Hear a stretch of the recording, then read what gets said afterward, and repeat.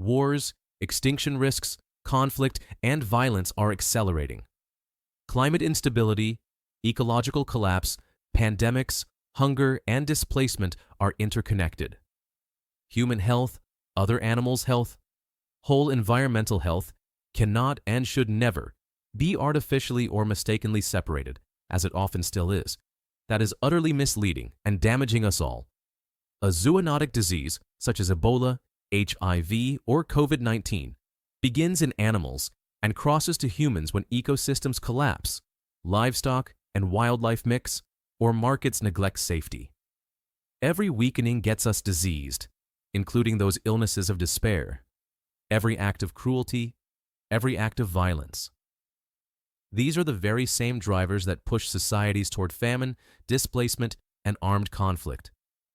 Children grow and will keep on growing into this reality, unless we act to stop it for good. Unprepared, they inherit collapse. Properly prepared, they inherit skills, knowledge, and responsibility to act. It was never that complicated. By now, it is more urgent than ever before. And it is not by coincidence that we are also more prepared, more ready than any time before to achieve it. Can you picture the difference it makes to raise a generation trained from the beginning to face these realities? Children working with open science and open technology as common resources, not closed products. Skilling up for an interconnected and demanding world where evidence, data, and solutions are shared globally. Projects that confront them with reality beyond their own class. Comparing biodiversity data across borders, studying air pollution and its health effects with peers abroad, or running international experiments side by side. Homework that connects families to scientific practice. Curricula that combine classroom work with apprenticeships, extracurricular missions, and challenge-based tasks. Exchanges that allow young people to experience realities in other regions. Education grounded in reality, showing that the future can be as bright as collective will allows. A space age opening, longevity, and prosperity made possible, while still healing an ailing Earth. The work is not aspirational only. The technological foundation is being provided now. Open source video conferencing for classrooms and missions. Secure communication through federated messaging. Project management and participatory governance platforms. Multilingual translation systems for cross-border collaboration, survey and data tools for research and decision-making. Each is hosted under strict conditions, applying the highest standards of transparency, reproducibility, and open methods.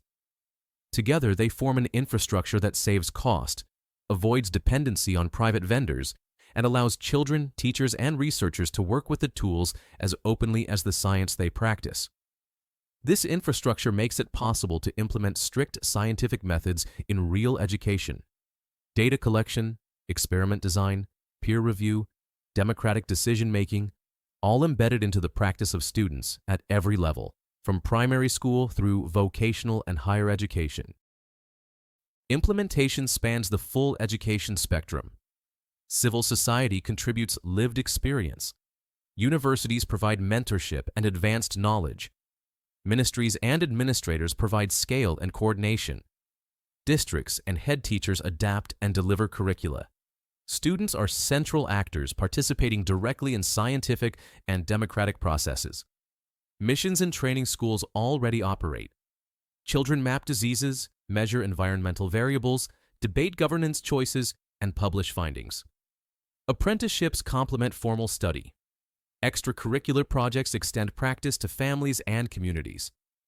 Public and private institutions contribute to sustainable, open frameworks. International roadmaps ensure alignment. COST, the European Cooperation in Science and Technology, provides the framework. COST is a long-standing EU instrument that funds networks across borders, making collaboration possible between researchers, educators, ministries, and civil society. Member states, cooperating members, partner members, and near neighbors all participate. COST enables what no single institution could sustain alone: transnational, open, and rigorous cooperation. Pandemics, all zoonotic diseases, hunger, ecological collapse, Economic breakdown, violence, and war form one system. Every illness, every sickening factor, any live by separate as if not interconnected. Addressing them separately fails.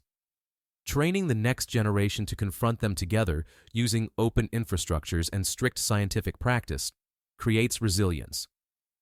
Education integrated with the children's own daily reality in all aspects of life, from family to school, apprenticeships, institutional mobility exchanges, builds the needed skills and courage. The technological base is in place. The methods are being applied. The opportunity now is collective participation. The question was posed, can you picture the difference?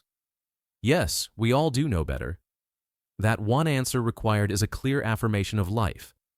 Collapse or recovery, despair or resilience, decline or renewal. Participation is open. The responsibility is shared.